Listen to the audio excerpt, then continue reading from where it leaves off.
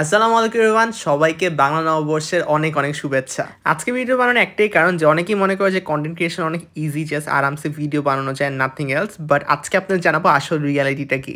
বেশ কিছুদিন আগে আমরা একটা পয়লা বৈশাখের ভিডিও দিই, যেটা আলহামদুলিল্লাহ আপনারা অনেকেই সবাই পছন্দ করেছেন। অ্যান্ড ট্রাস্ট মি, এটার প্ল্যান কিন্তু আমাদের অনেক আগে থেকেই ছিল, বাট আমরা কি করবো না করবো সেটা 2 দিন আগে ডিসাইড করি। যেহেতু 14 তারিখ পয়লা বৈশাখ সবাই ব্যস্ত থাকবে, তো আমরা ডিসাইড করেছিলাম যে কিছুদিন আগে করব। সো আমরা লাস্ট উইক থার্সডেতে করে ফেলেছিলাম প্ল্যানটা। আর এই প্ল্যানটা করেছিলাম হচ্ছে আমরা প্রভাপুর বাসায়, বিকজ ওখানে আর কি আমরা মাটির চুলায় মানে ওই যে ইলিশ মাছ ভাজা একটা ভিডিও করতাম, খুব সুন্দর করে একটা ভিডিও করার প্ল্যান ছিল। So that was the main theme. আর আমরা অনেক মানুষ ছিলাম, সো সবাই কিছু না কিছু নিয়ে আসবো। আর প্রথমে বলতে এই সব সেট আপ কিন্তু প্রভাপু করেছিল, বিকজ ও এর আগের দিন দোয়েল চত্বর থেকে যত যে কুলা পাখা যত কিছু আছে সব কিনে এনেছে। আর আমরা জাস্ট খাবারগুলো নিয়ে আসছিলাম। বিয়াপু এনেছিল হচ্ছে সবজি, লাল শাক, তারপর চিংড়ি মাছ দিয়ে পুঁই শাক। এছাড়া নিদ্রাপু আনছিল হচ্ছে আপনার ফিরনি, যেটা খেতে ভীষণ মজার ছিল, একদম ঘিয়ের একটা গ্রান ছিল। এছাড়া আন্টি বানিয়েছিল হচ্ছে চচ্চড়ি, যেটা ছিল কাঁচা আমের। এছাড়া প্রভাপুর আমার গরুর মাংস রান্না করেছিল, যেটা অনেক মজার ছিল। বাট আমরা যেহেতু একটু বাঙালি খাবার দেখাতে যাচ্ছিলাম, সো আমরা কোনো মাংস দেখাই নেই। আর আমি আলাদা ঢাকাইয়াস হোমমেড ফুড থেকে একটা ভর্তা প্ল্যাটার অর্ডার করেছিলাম, একটা না সরি 2টা ভর্তা platter. And I have to thanks to them, because ওরা একদম লাস্ট মোমেন্টে আমরা অর্ডারটা নিয়েছিল। সো এই আর কি আমাদের পুরো সেটআপটা ছিল, যেটা খুবই সুন্দর হয়েছে। সবার প্রথমে বানিয়েছিলাম হচ্ছে আমরা আম মাখা, বিকজ এখন হচ্ছে কাঁচা আমের সিজন। সো আম মাখা এমন জিনিস না, সেটা প্রত্যেকটা বাঙালির ঘরে ঘরে বানানো হয়। আর এটার জন্য আপনার কোনো বেসিক ইনগ্রিডিয়েন্টস লাগবে না। কাঁচা মরিচ, শুকনা মরিচ, কাসুন্দি অথবা তেঁতুলের পানি, চিনি, লবণ আপনার পরিমাণ মতো বানাবেন, তাহলে আপনার কাছে ভালো লাগবে। এইটার আর কি কোনো বেসিক কোনো রেসিপি নাই। সো আপনি আপনার মা দাদি যেরকম রেসিপি ফলো করে ওইটাও ফলো করলেই পুরোটা হয়ে যাবে। আমরা আর কি নিজেদের মতো করে বানাচ্ছিলাম, আমরা একটু ঝাল প্রেফার করি, সো ইচ্ছা মতো আমরা আপনার শুকনো মরিচের গুঁড়া দিয়েছিলাম। এছাড়া আমরা একটু লেবু পাতা দিয়েছিলাম টু ইনহ্যান্স দ্য টেস্ট। আর কাসুন্দি তো ছিল, যেহেতু আমরা তেঁতুলটা স্কিপ করেছিলাম, তো আমরা এখানে কাসুন্দিটা ইউজ করেছি। অ্যান্ড এই আম মাখাটা এত মজার ছিল, জাস্ট একটাই রিগ্রেট, যেটা একটা খুব কম পরিমাণ ছিল, বিকজ আমরা সবাই 2 মিনিটে শেষ করে ফেলেছিলাম। ইট ওয়াজ দ্যাট মাচ গুড। আর এই আম মাখাটা বানিয়েছিল হচ্ছে বিভাপু। ও অনেক কষ্ট করে অনেক খাবার দাবার রান্না করে আনছিল, তারপরও ওইগুলো হেল্প করেছে। So thank you for that. আর বৈশাখের সময় যদি ইলিশ না খাই তাহলে কি হয় নাকি না। তো আন্টি খুব সুন্দর মতো ইলিশটাকে প্রসেস করে কেটে রেডি করে রেখেছিল। আমরা জাস্ট যেটা করবো হচ্ছে মশলা দিয়ে জাস্ট এটা একটু মাখাবো, তারপর তেলের উপর ভাজবো।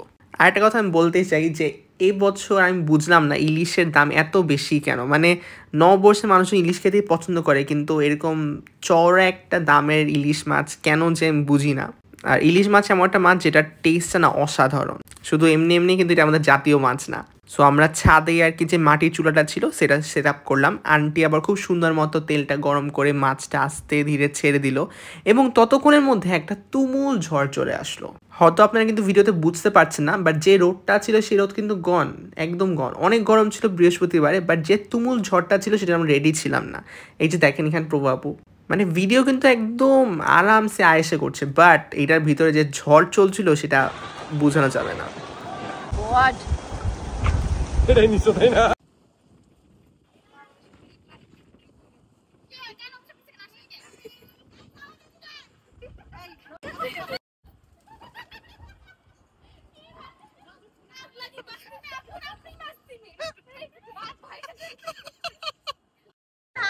কেমন লাগছে ব্রো? আমার অনেক ফাটাফাটি লাগছে। আমার এত সুন্দর বাতাস, আজকে এত সুন্দর গরম পড়ছিল, এজন্য খুব ভালো লাগছে। তো আমাদের যে সেটআপ ছিল সেটা কিন্তু ঝড়ের কারণে পুরো উড়ে গিয়েছে, মানে পুরো সেটআপ কিন্তু শেষ। তারপর আমরা ছাদে কিছুক্ষণ খাবার কয়েকটা স্ন্যাপ নিলাম, বাট আমাদের খাবারের প্লেটিং কিন্তু করা হয়নি। তো পরে আমরা নিচে গিয়ে খাবারের প্লেটিংটা করলাম। আমাদের প্লেটও রেডি ছিল, আপনার কলা পাতা দিয়ে সুন্দর করে সাজিয়েছিলামও, বাট ঝড়ের কারণে যেহেতু সব গন কি আর করার। বাট আমাদের কাছে মনে হয় যে ঝড় বৃষ্টি এগুলো সব হচ্ছে আল্লাহ নিয়ামত। সো আল্লাহ যেটা দিয়েছে সেটাতেই আমরা অলওয়েজ খুশি থাকি। And just see the beautiful plating.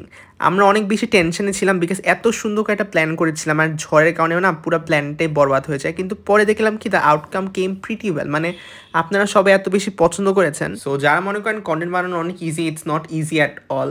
আমরা বিহাইন্ড দ্য সিন খুব কম শেয়ার করি, বাট ট্রাস্ট মি, মানে এটার পিছনে যে কতটা এফোর্ট কত কষ্ট লাগে সেটা আসলে বলার মতো না। আর এই যে দেখেন লাস্টে ছিল হচ্ছে আমাদের দই চিড়া, এটা আতিক আপু আনছিল। ইভেন দই চিড়া ভিডিও করার সময় কিন্তু পুরো ঝড় তুফান চলছে, আমরা গামছাটাকে সুন্দর মতো আটকিয়ে তারপরে ভিডিওটা করেছিলাম। আর বাঙালি ট্রেডিশন অনুযায়ী লাস্টে খাবার শেষে পান তো থাকবেই। তো এটা ছিল আমাদের overall spread and the outcome was pretty nice. আর এই ঝড় তুফানে উই এনজয়েড আ লট। আর সত্যি বলতে পয়লা বৈশাখ এমন একটা সময় যখন আমাদের বেঙ্গলি কালচারটাকে আমরা আরো গভীরভাবে জানতে পারি।